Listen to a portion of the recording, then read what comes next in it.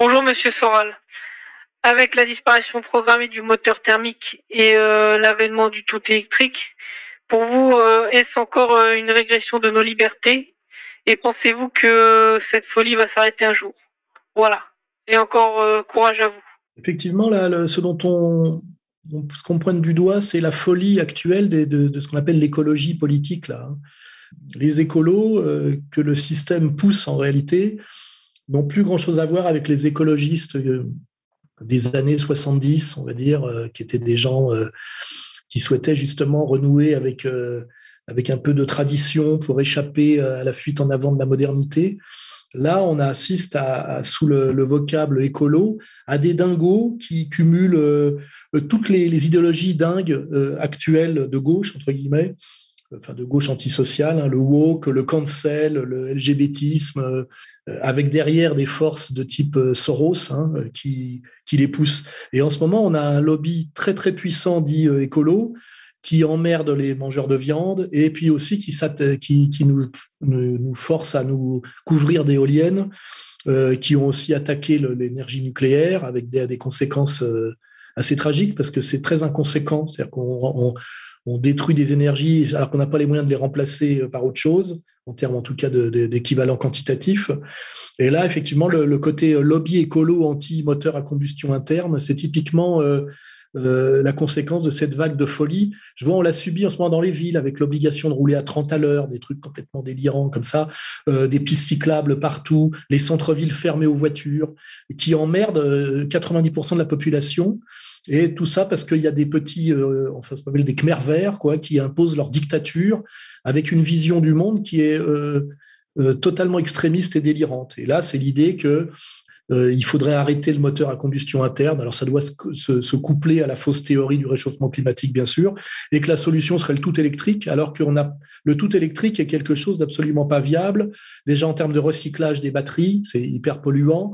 En termes je crois, de ce que ça exige comme terres rares et comme ressources qu'on n'a pas forcément en quantité et qui demandent aussi d'aller déstabiliser, dévaster des pays dont le sous-sol regorge de ces matériaux d'avenir là.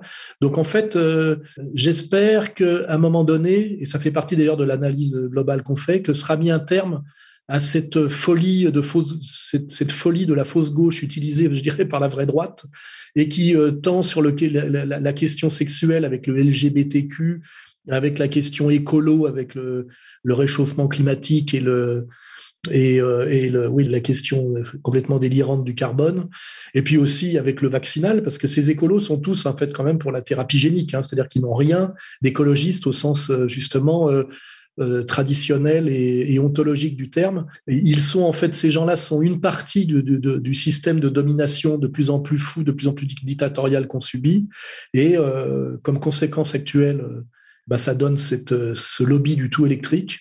Et j'espère qu'à un moment donné, quand le peuple majoritaire et on va dire le peuple du bon sens n'en pourra plus de ces conneries sur l'énergie, de ces conneries sur le pharmaceutique là, et de ces conneries sur les mœurs, que ça produira cette révolution que j'espère quand même radicale, hein, pour ne pas dire violente, et qui virera tous ces gens-là d'un même coup de pied au cul. Hein, voilà les manipulateurs et les auxiliaires dingos, parce qu'il y a les manipulateurs pervers, hein, qui sont des fous, mais au sens psychopathe d'élite, et puis derrière les suiveurs qui sont des crétins. Hein. D'ailleurs, quand je pense à ça, c'est marrant, il y a des images qui me viennent. En haut, je vois Soros, par exemple, comme archétype, et puis en bas, je vois, comment elle s'appelle, Sandrine Rousseau, par exemple, vous voyez.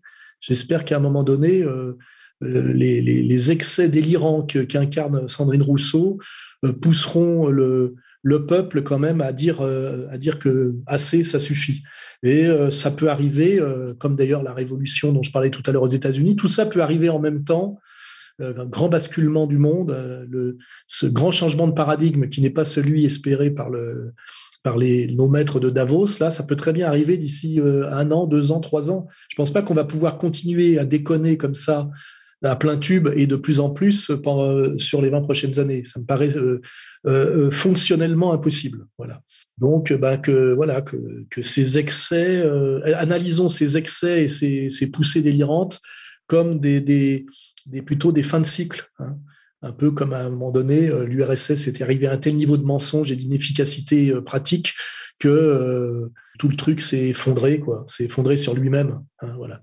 Donc on peut espérer, ça serait assez marrant avec un décalage, après l'effondrement de l'URSS qui s'est passé en 90, bah finalement en 2020 et quelques, l'effondrement du système en fait qui lui faisait face et avec lequel il avait beaucoup de points communs en réalité, qui serait l'effondrement du capitalisme mondialisé. Hein, voilà, on a eu l'effondrement nécessaire de l'URSS là et de ce socialisme qui fonctionnait pas. Et là, il faudrait l'effondrement symétrique de ce capitalisme qui ne fonctionne pas tellement mieux en réalité.